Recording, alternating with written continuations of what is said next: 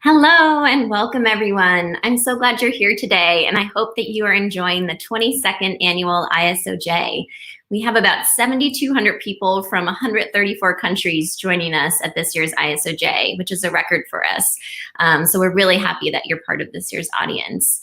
And before we get started with our workshop, I just would like to share a few notes and also give a special thanks to this year's ISOJ sponsors, the Knight Foundation and Google News Initiative.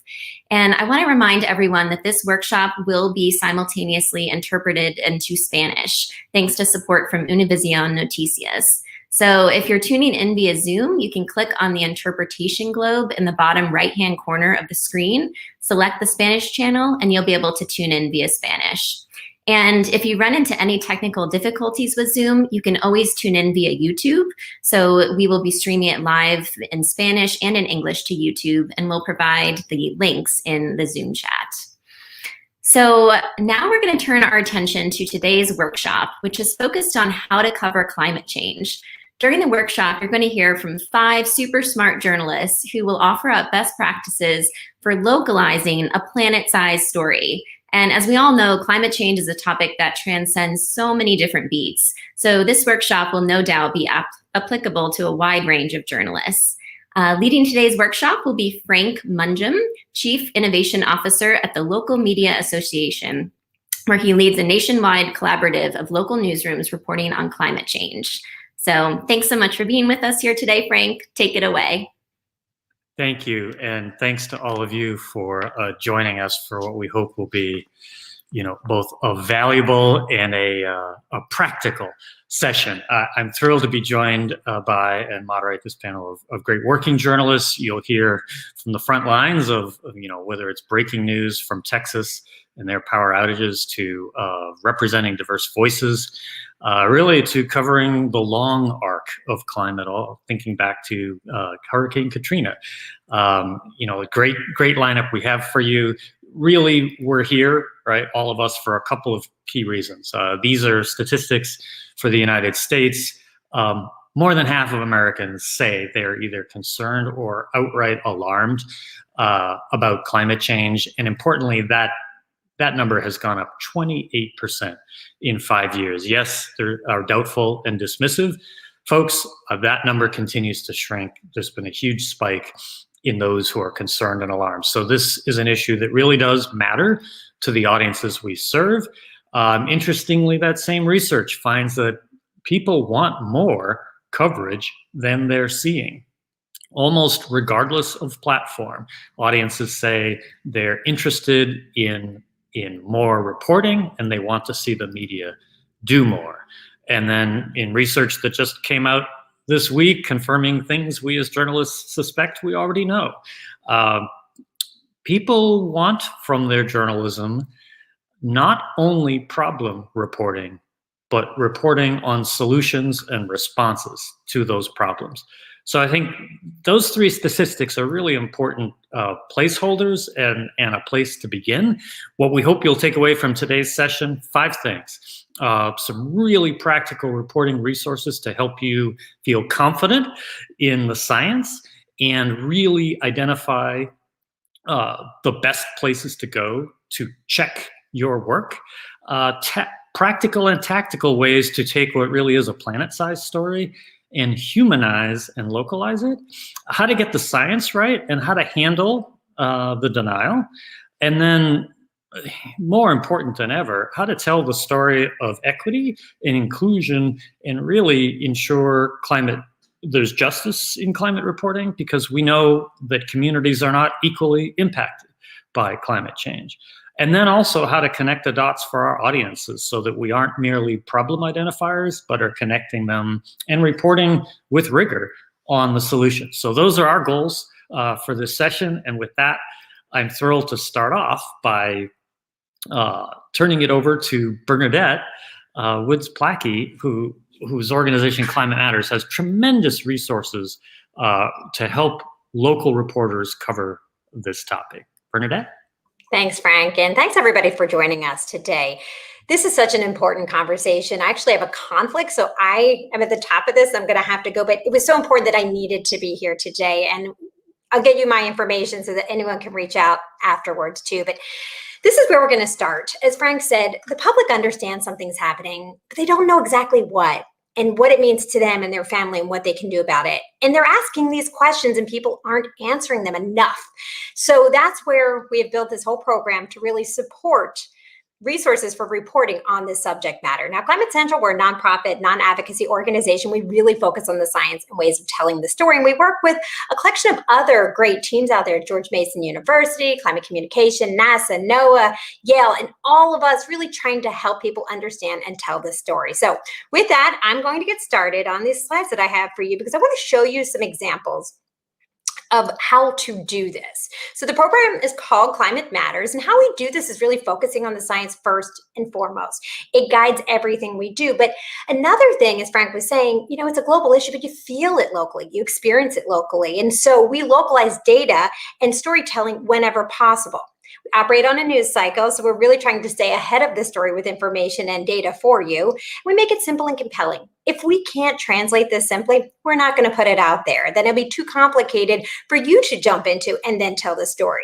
We do produce content weekly in English and in Spanish, and we offer trainings and ongoing support on the wide range of climate change topics that people are telling stories on here. So how can you sign up to receive the information? medialibrary.climatecentral.org. Go to that box right there. You can enter your information. The thing is, this is a little clunky website here, but we're redoing it right now. So hopefully in the next couple of months, it's going to be even better than ever. And it is a searchable engine, and that is going to get updated here. But this is where we store all the information that we produce. And here's an example of the types of weekly packages you get. You see across the top sort of a key line of what this is and why this matters to you. And if it's something you want to explore, then we have TV produced visuals that are also perfect for social media sharing. We localize again when we can, and we try to pair that with a national and sometimes international perspective. A lot of what we do is focused in the US, but we do some international stuff too. Key concepts. And then as I click through here, I want to show you in these boxes, there's a whole lot of good stuff. A full narrative release. Sometimes we do a report on this topic. For example, we did a full report because there was more to tell on this story. Graphics in different formats and in different languages, Spanish and English. Resources for experts who we've identified, and they are willing to be interviewed on this subject matter, and ideas on how to go locally with those experts, and a methodology to what's going on. We always package this with other content from the archive that can help tell the story and help build it out. And, you know, we get inspired when we see other people doing these stories. So we always try to share stories and how people are doing this. And just a quick sampling of the types of things we put out there, everything from basic science on how temperatures are increasing, why that matters, how it's affecting our oceans, to a ton on extreme weather. This program started with a focus on meteorologists, and that is my background. So we've hit the weather climate angle pretty much every way that you can, but it's so much more than that, right? Here's a look at heat going forward globally, a whole program we did, shifting cities. And then health is another area greatly affected by climate change. How our mosquito seasons are getting longer and more intensive, bringing diseases with them. Poison ivy is exploding and sucking up all this carbon dioxide. Air quality is worsening in many different ways, and pollen seasons are only getting stronger too. This is costing us money.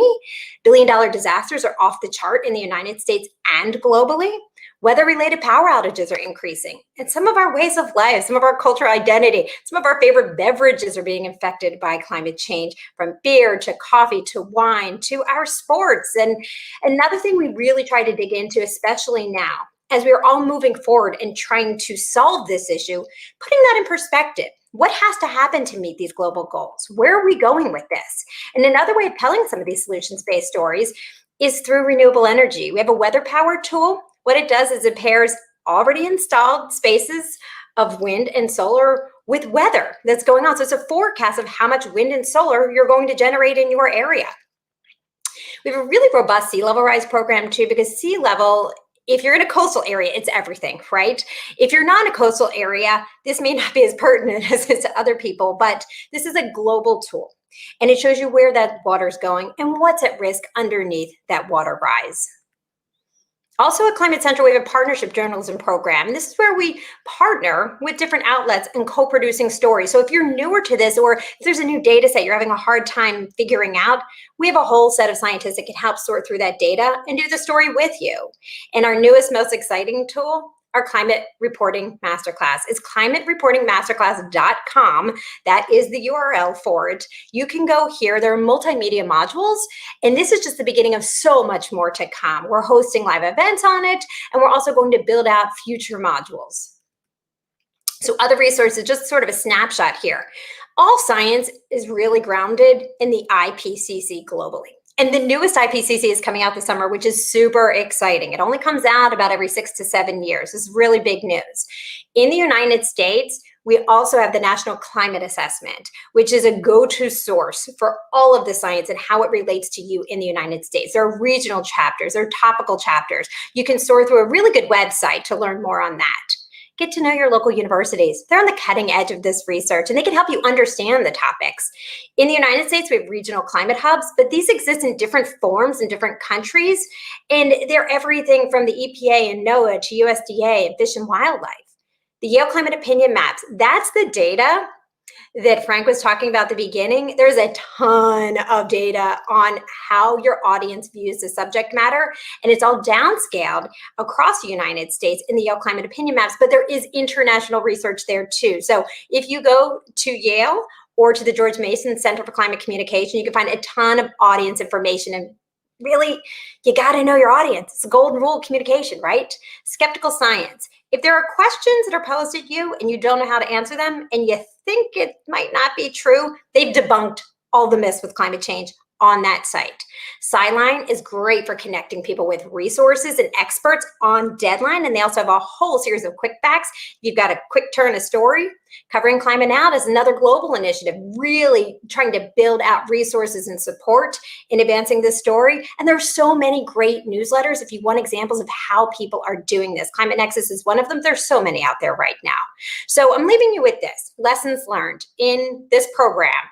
Know your audience, and that means topic, tone, timing, way to get into a story, when to tell that story. We're not going to dive into a snow report in the Northern Hemisphere in the middle of summer, right? Southern Hemisphere, different story. Meet people where they are. If your audience is going to be turned off by the word climate change, there are other ways to tell this story. Connect with shared issues. Connect with shared values. There are ways to connect because, unfortunately, climate change is affecting almost all parts of our life right now. Simplify. You don't necessarily have to come up to the level of a scientist to explain this. Break it down. If you don't understand what the scientist is saying, your audience isn't going to either. So break down that jargon, really, that's what it is. And I always say this because this is really critical. It's not called dumbing it down. It takes great skill and expertise to be able to simplify a really complex issue. Personalize, localize, find the faces, tell a story. We can help you with the science and the data, but then you are so good at telling that story. So go do it and don't be afraid. Science is on your side.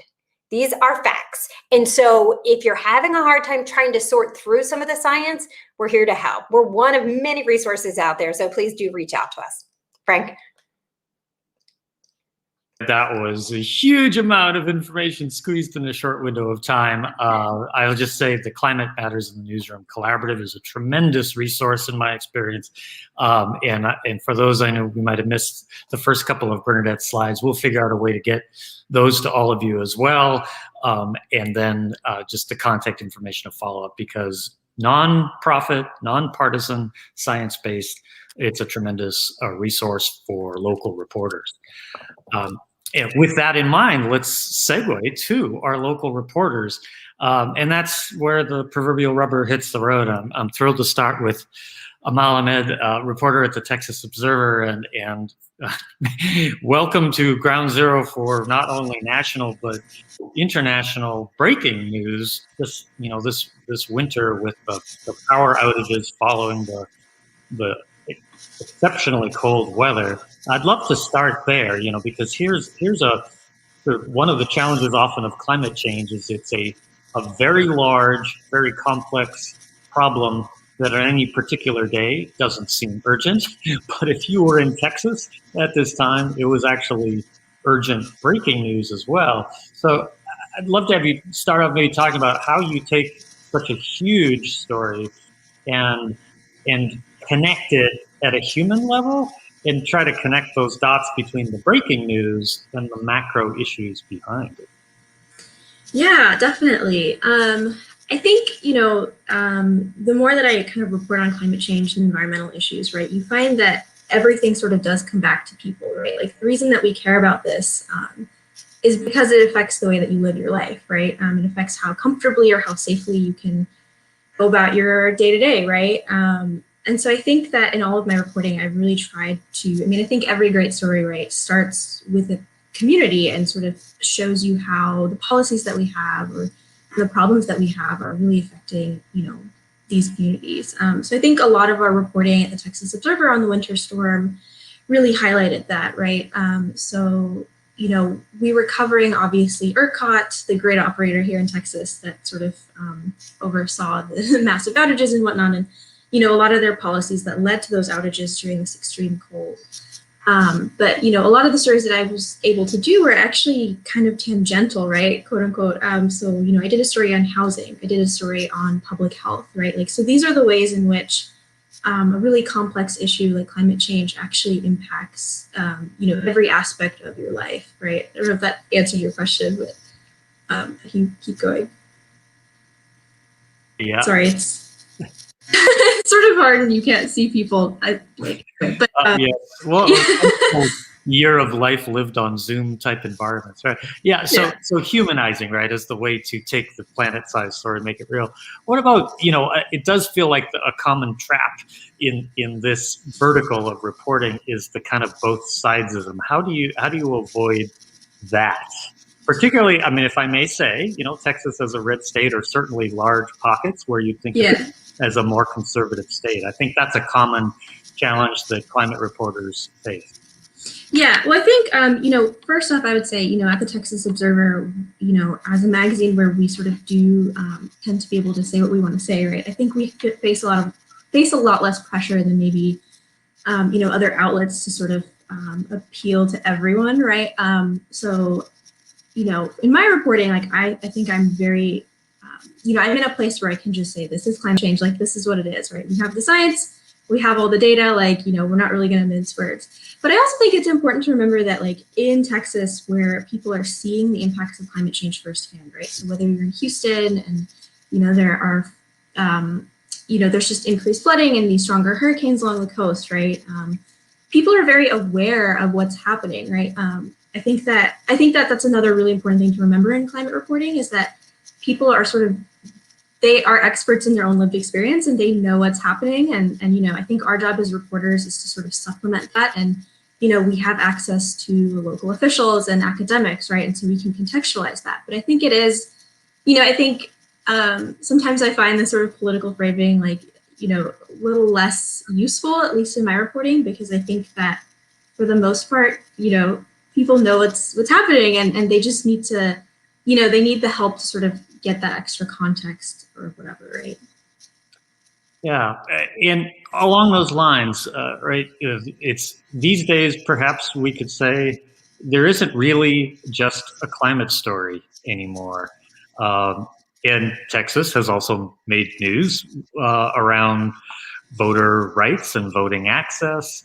The effects of climate change are not experienced equally in all communities. So talk a little about how you connect those dots, and climate reporting isn't only about the climate component. Yeah, I think, I think that it's important to remember again that like climate change touches everything, right? So like housing is a climate change policy, right? Like criminal justice to some extent is a climate issue, right? Like when you think of jails and like heat deaths, right? That's something that our criminal justice reporter at the Observer has covered too, right? So all of these things actually come back to climate change, right? Sorry. So yeah, I think it's important to remember just how many aspects of our lives this touches. And, the reason that I think this political framing sometimes isn't helpful is because a lot of folks in Texas, are advocating for the solutions that would fix a lot of the problems that we're seeing, right? Like better infrastructure on the coast, right? Better pollution regulation, right? That's the kind of stuff that's playing out in the legislature right now. And to some degree, like, we know that voter suppression is so rampant in Texas. And so does our political leadership reflect the things that people really want on the ground? Sometimes there's a very clear mismatch, right? When you look at sort of the nitty-gritty of the bills being debated right now, right? Just in terms of like asking polluters to pay more, in fines, that stuff is like controversial in the legislature, right? Because of the makeup of the way that these seats get apportioned. Yeah, and you talked at the beginning about how critical it is to humanize this planet-sized story. Can you talk a little about just your reporting process of, a lot of it is how we find the voices that we showcase.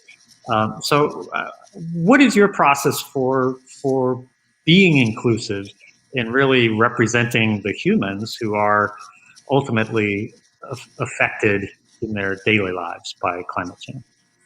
Yeah, so I think, my process is actually, I just personally never really enjoyed doing cold calls. So that's something that I just tend to avoid just because I don't particularly like doing it, but I also think that they can be not as helpful as possible. So my approach is usually to sort of find the community groups that are working in a community, right? So who knows the homeowners that have had to like rebuild their homes a couple of times from floods, right? Like who's already working in this space, who kind of, I guess, is the centralized expert in this community, right? And then talk to them, figure out what work are they doing, like what issues are they seeing, what roadblocks are they facing, right? And then from that branch out into like finding sort of the central character to tell a story around, right? I think it's really important to sort of do that because I think that you get a much more picture of how something affects a community, right? Like I think it's really important to point to the systemic issues, right? Which you can so rarely do that by just telling one person's story. So I think it's really important to sort of talk to this sort of communal level of expertise and then supplement that by, calling the local official who sort of works with them, calling the academics who've been studying that, right? And to really round that out. But yeah, that's sort of my approach to that. So with the housing story that I wrote after the blackouts, right? I started with community groups that worked to distribute LIHEAP funding, which is so energy assistance funding for low-income families.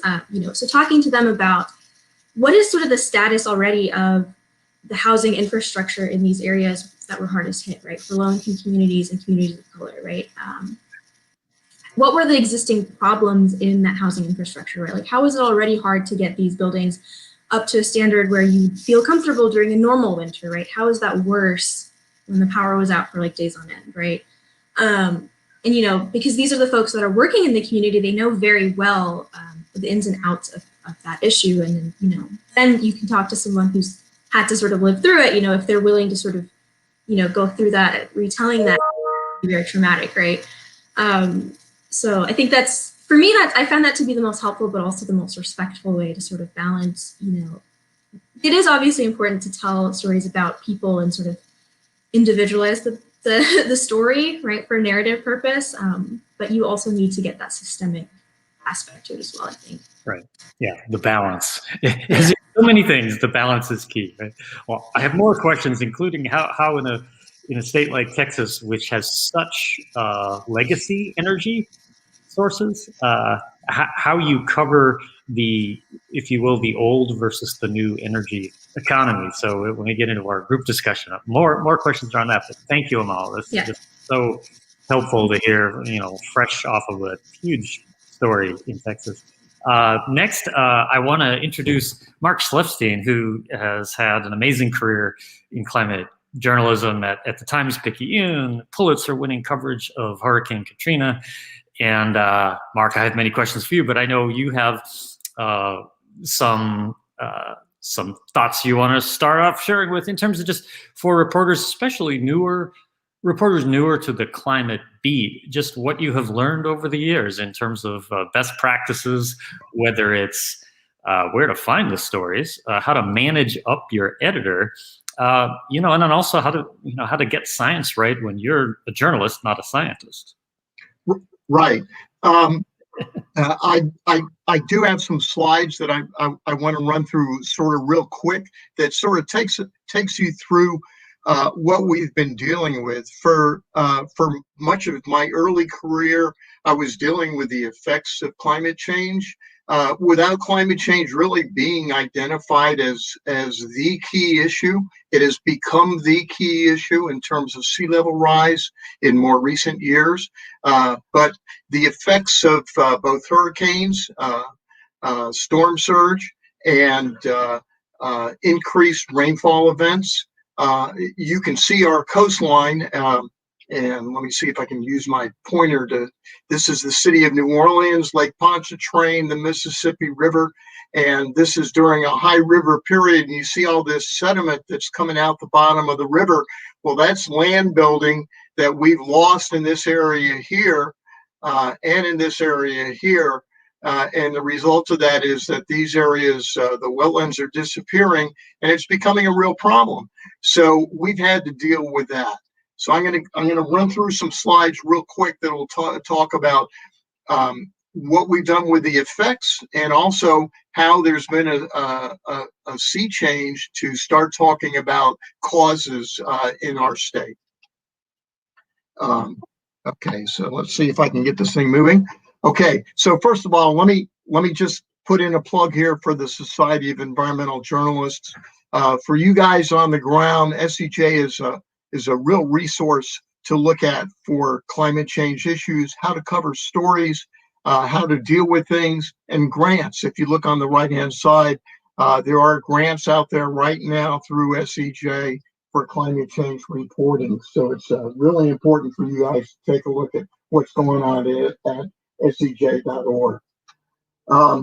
So our problem along our coast has been this loss of wetlands, and you can see that if no action is taken over the next 50 years, all that red stuff is where wetlands will have used to be in 50 years. And that's a significant problem, especially for sea level rise, storm surge events. So the state came up with a plan that it updates every 5 or 6, now it's 6 years.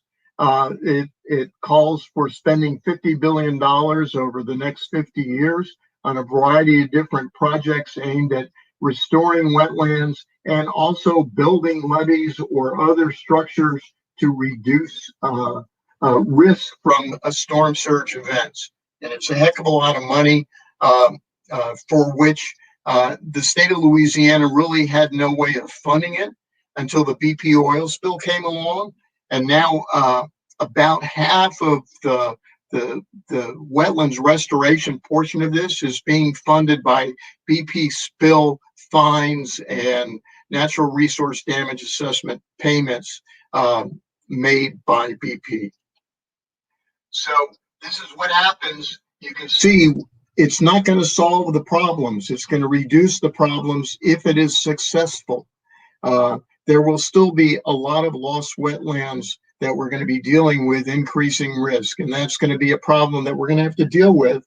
All of this, of course, is based on this particular plan. This medium scenario is about a 1.5 feet of sea level rise along our coast, and it basically assumes that there will be no change in climate emissions, greenhouse gases. So the state has been dealing with the greenhouse gas issue.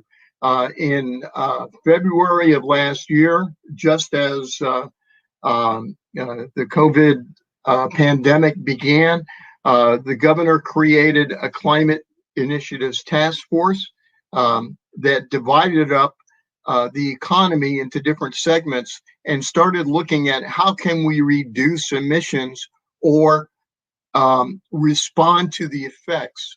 And the reason I'm doing this part of it is to give you guys an idea of what you can do locally based on these issues that are being identified by our folks in our state that will have the potential of being local stories for you.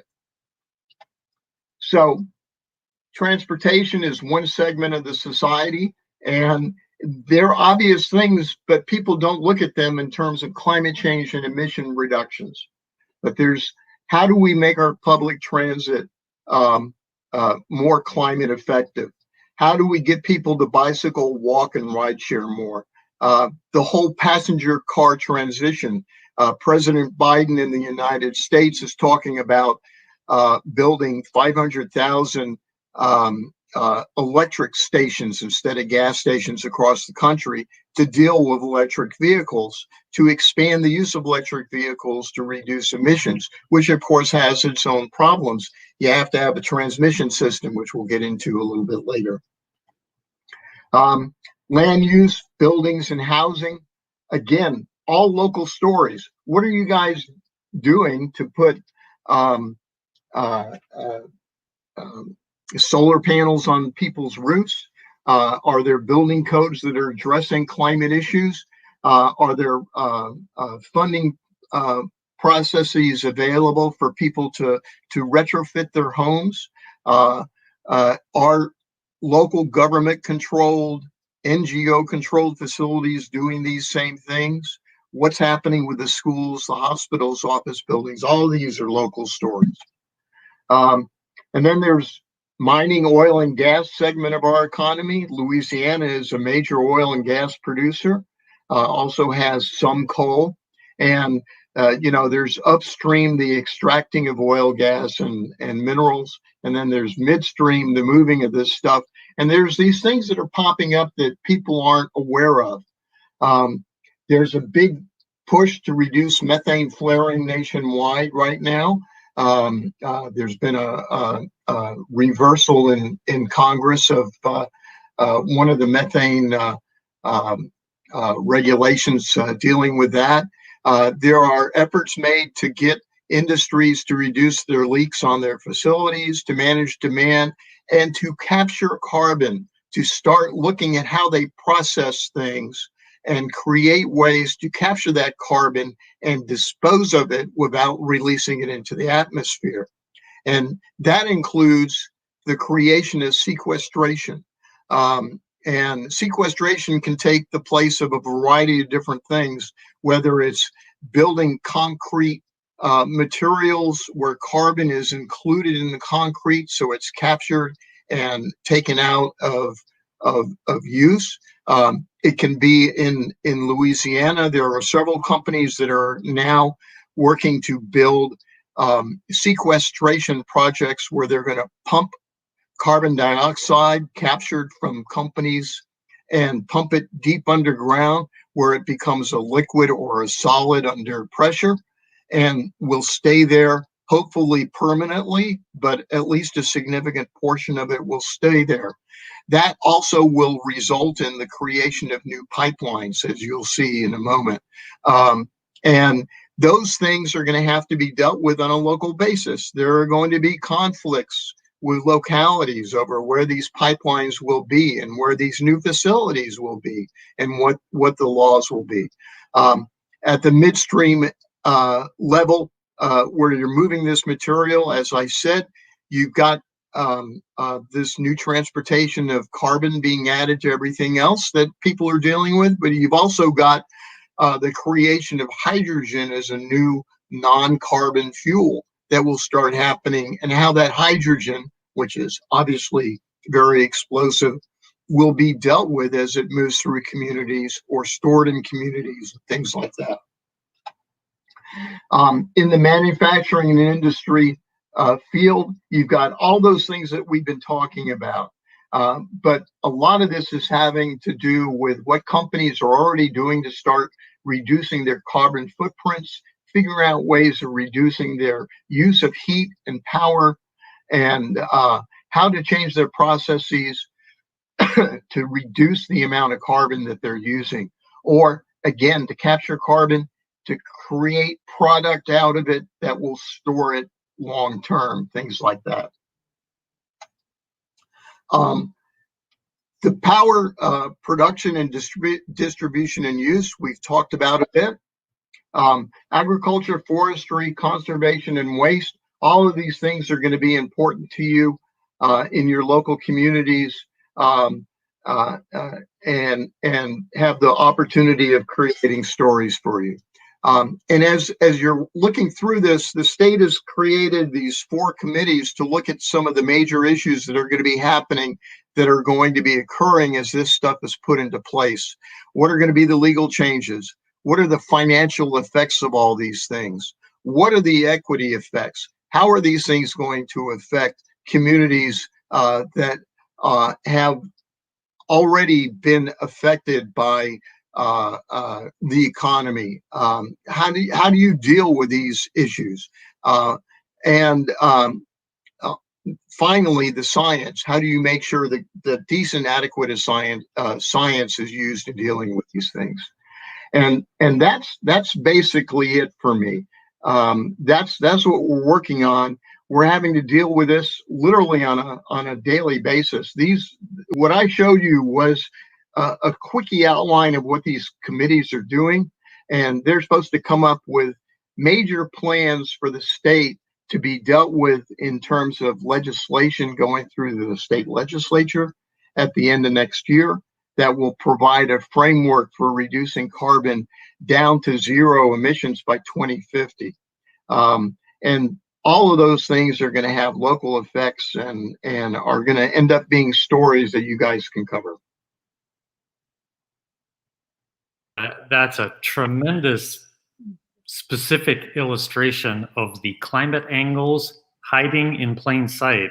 Yeah. I think I saw probably 50 or more stories there, right? So a quick follow-up, and I know more questions in our open-ended section, but a quick follow-up would be: so how do you advise to a climate reporter who our folks watching this can imagine going through those same processes for whatever the urgent issue is in their region? How do you then recommend managing up with your editor? Because that's an almost overwhelming number of storylines to be following. So how do you approach that? How do you recommend that climate reporters manage their editor? Yeah, you really have to train your editors. It's your responsibility to do that, to get them to understand what the significance of these issues are on their community, and explain to them, that it's money. It really is. It's money on both sides. The effects of climate change are going to cost the community and are going to result in increased amounts of money that will be spent to try to resolve those effects, while at the same time, that's the opportunities are there to create jobs as well. And those are good stories that people are going to want, that I think your editors are really going to want to do. We have that battle daily in our newsroom, where I'm always reminding reporters when they get one of these stories about a new project that's coming up, that they have to look at climate, especially with the governor with his climate change task force saying he wants everybody to be 0 carbon in 50 years. What is this new company going to do to deal with that? That's part of the story. Absolutely. And I'm going to go on to add Donovan into the conversation, but I want you to be thinking about another question, which is how can reporters avoid, to your last point, falling into the trap of greenwashing, which all of a sudden seems very much a hazard now that suddenly it's cool to be green. So back to you on that in a moment, but I'm thrilled to bring into the conversation at this point Donovan Quintero, award-winning climate storyteller from Navajo Times. And Donovan, we've talked, I know something that's important to you in terms of equity and inclusion in climate storytelling is to make the extra drive. So I just love for our audience today that you are in fact in your car having made a big drive this morning. So we're so glad you could join us. When it comes to equity and inclusion reporting, talk a little more about what do you mean literally, but also more broadly about the idea of make the extra drive. What are you wanting to see newsrooms do? Well, thank you for the introduction. I hope everyone can hear me. I am parked out here. I have to pull off at a gas station to become a panel to speak here. And thank you for that, by the way. It's a great honor to contribute what little knowledge I have. But in terms of covering the amount of area that we cover, such a small staff, we're only staff of 7. I think that the challenge has always been to try to cover as much ground as possible, especially just the fact that right now I'm en route. I wasn't expecting this, but I do enjoy being out here. I think that what mainstream media can do, I think, is try to make more effort. For lack of better words, I know that, I'm sure plenty of people have said that already, but I can't stress that enough, make more effort to come out to indigenous countries, and make more effort to get to know the people, make more effort to learn the culture. Those are just a few things that I can talk about. I'm not talking about, having to go do years of,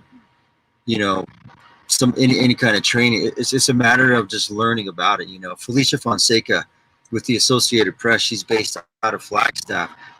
She's one reporter who has made those efforts, who has gone out and made the effort to learn about the Navajo culture, learn about how big we are. We cover 3 states, Arizona, New Mexico, and Utah. And it's such a big area, and there's many different environmental issues going on. From uranium miners who are still affected by uranium minings from decades ago, to our water, to drought, overgrazing, and so on. Those are just to name a few. While I appreciate that mainstream media has made the effort to cover those issues, I still feel that they're not coming out here enough to learn about who we are as a people. I think that those are just a few things that I can talk about. But in terms of SCJ Society, which I'm a member of, and I feel very honored to be part of this group, is that one of the things that we are tackling that is being tackled. I just managed to take over as the chairperson for DEI. One of the things that we are talking about is that SCJ seems to be made up of many non-native journalists. There are hardly any people of color, journalists of color, on as members. I myself had no idea SCJ existed until my story won an award, and the awardees said, "Hey, would you like to attend a conference, SCJ conference?" Like, what is that? So I'm really thankful that they introduced me to SCJ, because now, and especially now in the position that I'm in as a board member, as a DEI chairperson, that I hope to start making some changes along with my 9 other colleagues who are trying to help me make these changes happen. So I think, again, I mean, I cannot stress enough that mainstream media needs to continue coming out to our areas, especially rural areas. I understand it takes a lot of money, a lot of investment, a lot of planning, but it can be done. I mean, I'm a perfect example for that. I'm on my way to Phoenix, which is a few hours drive.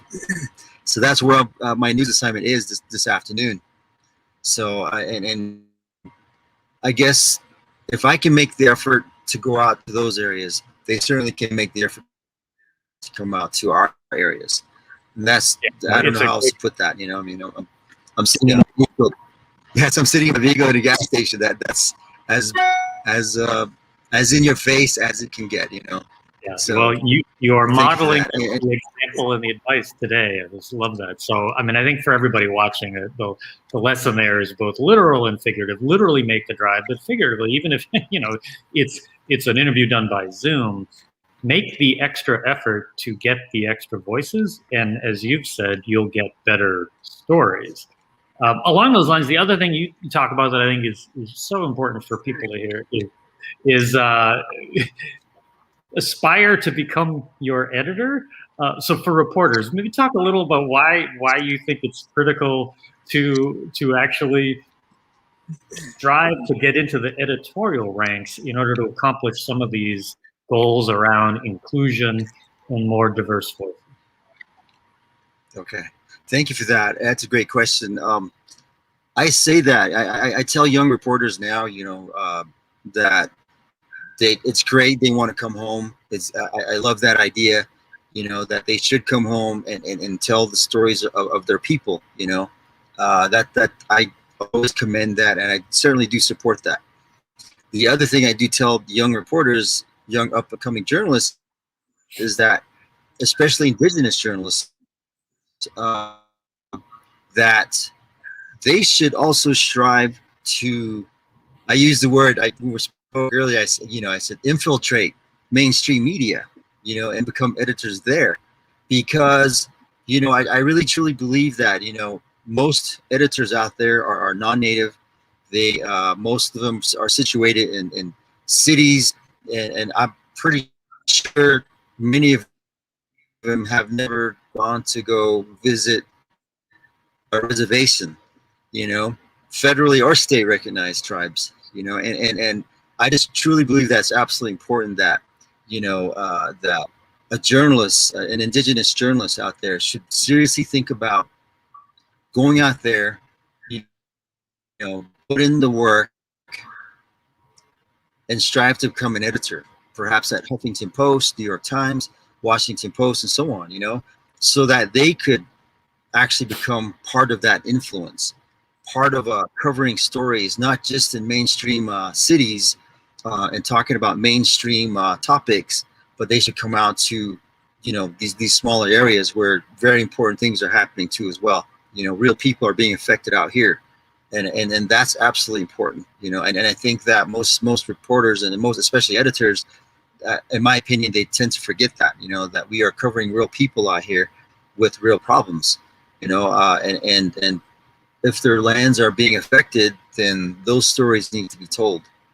And that's why I say that. I really truly believe that it's important that, you know, up and coming reporters and photographers and videographers need to get out there and seriously think about becoming and working towards becoming editor at, you know, in mainstream newsrooms.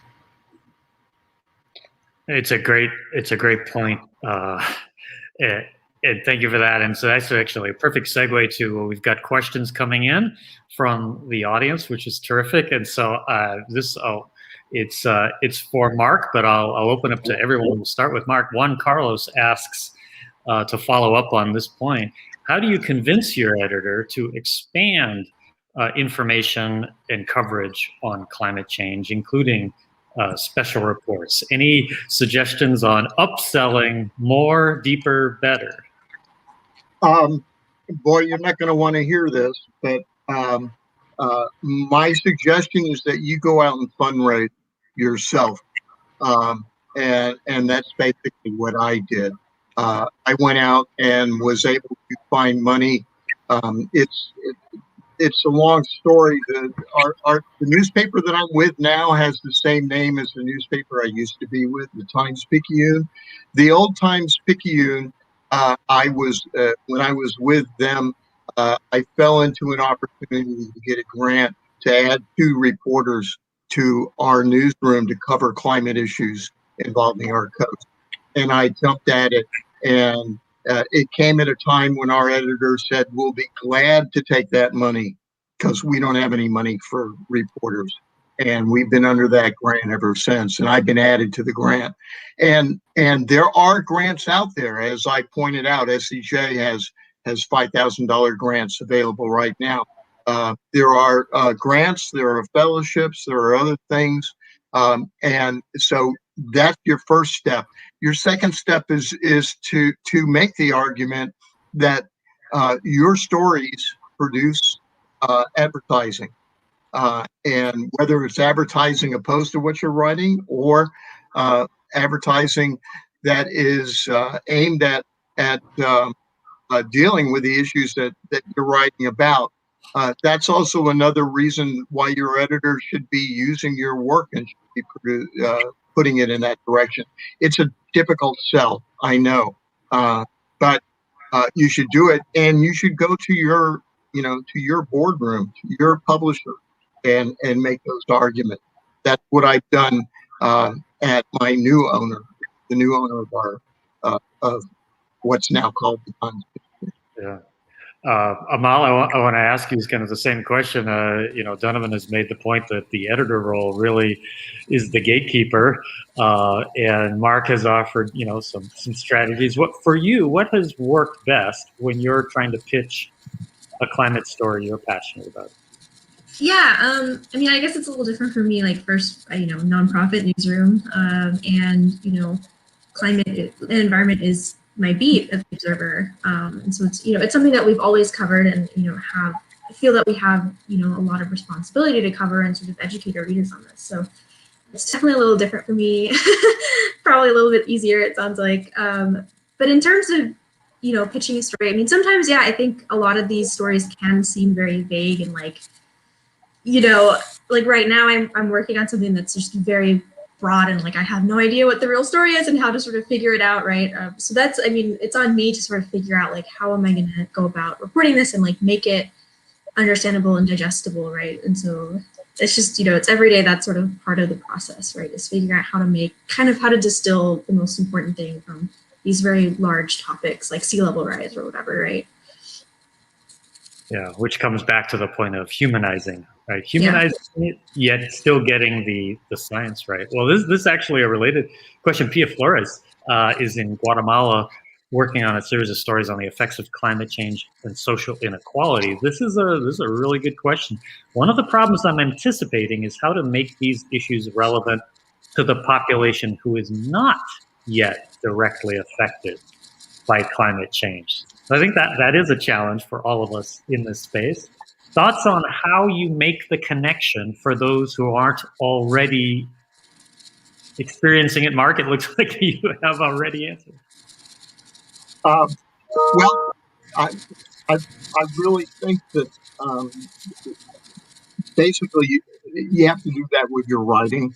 You have to make it sound relevant to your readers, and make your readers drive the reason why you're reading.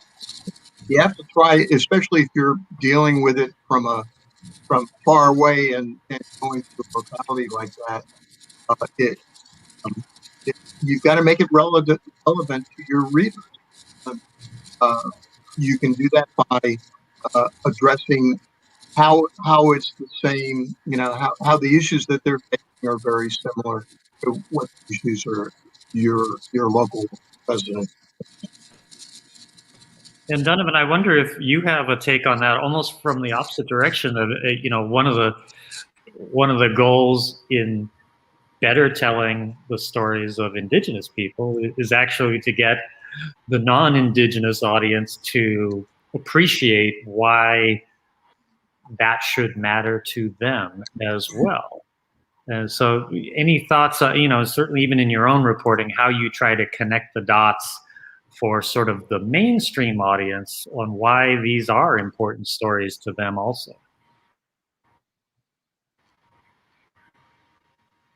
Thank you for that. Well, I think number one is we're all in this together, right? This is our mother, in Navajo, it's the Himana Hastan, our mother. And so because of that connection, we all have to care about our mother. What are we doing for our mother? We have to take care of our mother too. It can't be just our mother taking care of us. It's on us to take care of our mother. So I think that's number one. And again, of course, I think everybody knows, there are changes happening for the worse or for the better. It depends on who you talk to about that. But I think that we can't deny that, right? We're going through this change. So I think that's another one. But I think the tricky part, if you will, look at a photograph while they're standing in a grocery store line or at a gas station. They see a photograph of something and they read the title of the story. Hopefully that will trigger a curiosity in them to want to engage some more, learn more about this issue. Our environment is the environment, whatnot. For me, why I care about the environment is because I grew up herding sheep. I grew up without running water, without electricity. So those are the things that I grew up with. I grew up living in dirt, on the sand, I should say, on the ground. That was mine. We all came together and ate on the sheet, and we would kind of eat out of one pan. That's how I grew up. So I try to convey that back to the people, my readers, our readers. I try to convey that back, that this is why I care about our environment. It's because I lived in it. I respect it. I've learned how to understand what water means to us, right? In Navajo, to inat, that's water is life, is basically how I can roughly translate that, and that is just a teaching in itself. I believe a person can write a book about that. So those are the things that I try to engage, let people know that, hey, we all drink water, we all live on our Mother Earth, we all breathe this air that we're all in right now. So that's what I try to bring back to people, while they're out there busy with their lives, and I'm sure they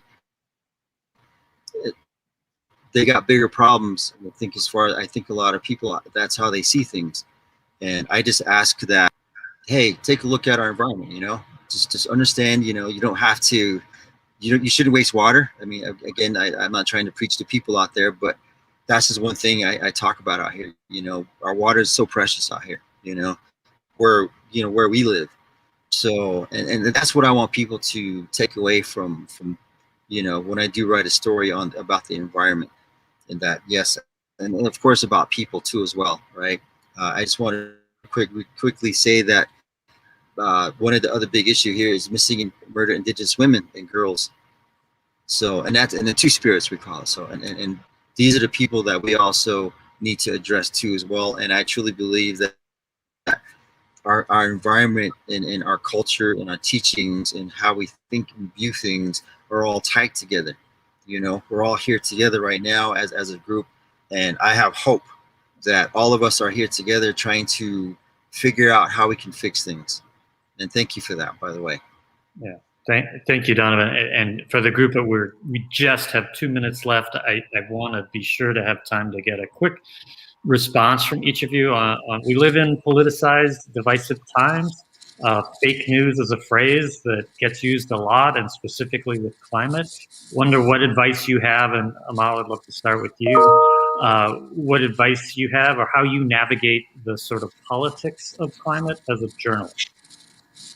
Yeah, I mean, I think, it's tricky because I think, like I did a story on solar disinformation about solar farms, right? And I think what you find is that, you can sort of report on it, but I think what's the balancing act, I think, is like taking seriously kind of the concerns of the people that are kind of falling for fake news sometimes. So what I found with that story is like, it may not actually be that the solar farm itself is what's causing this anxiety, but it's the fact that all of this land next to what was previously undeveloped is changing, right? And it's bringing a lot of infrastructure and change to the community, right? So how do you sort of take that part seriously while debunking, right? Like, no, solar panels aren't going to like all get crushed and like create a Superfund site, right? So I think that's sort of the balancing act that I did in that story. But I think in general, like, I think there's always some sort of, I guess, kernel of like discomfort or anxiety that I think can be taken seriously to some degree, even as you sort of grapple with what's true and what's not in that situation. Okay. Mark, what would you add? Well, I've been sort of fortunate in that I do get trolls who do troll me on some climate issues, and I deal with them as trolls and basically ignore them, or sometimes I'll respond. But a lot of people who are actually responding to my stories and don't agree with everything that's in it, they're much more direct and much more aimed at specific things that I've been writing about, and I attempt to respond to them. And that's what we need to do is just be clear, who our sources are and why we're saying what we're doing. Thank you. I'm looking at the clock, and there's so much more we could discuss, but we are at time and want to respect the time of all those who've come. So thank you, Donovan, for making the drive and the time. Thank you, Amal. Thank you, Mark, for sharing your expertise, and Bernadette, who was able to join us for the beginning. I hope collectively we've given all of you watching some very practical ideas on how you can better and more deeply report climate as a local story. And with that, Mallory, I'll hand it back to you. Great. Thank you so much, everyone. Really, really appreciate you being here and making the time for this workshop, even if it meant having to join from your car, Donovan.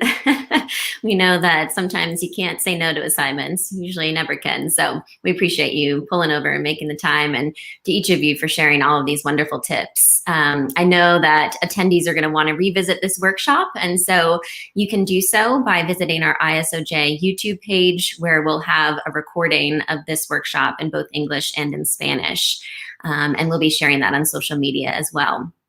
So for those of you in the audience, want to make sure that you sort of know what's on the horizon.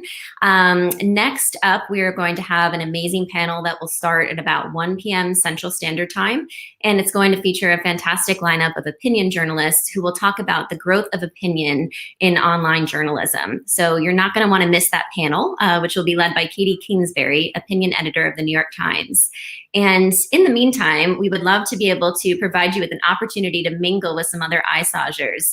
Normally, if we were meeting in person, you would leave this session and go chit chat with others in the hallway. And while we can't quite replicate that in-person feel, we do have a virtual alternative. And that's a platform called Wonder, which is basically a site you can use to mingle with other iSaugers and speakers. So we will have that room open after this workshop, and we'll post a link to it in the chat. We will also post a link to our Spotify playlist, which features local music from Austin, the live music capital of the world, because it wouldn't really be an ISOJ without some live music. So we hope that you'll enjoy the music, mingle with some other iSaugers, and join us back here at 1 p.m. Central. See you then.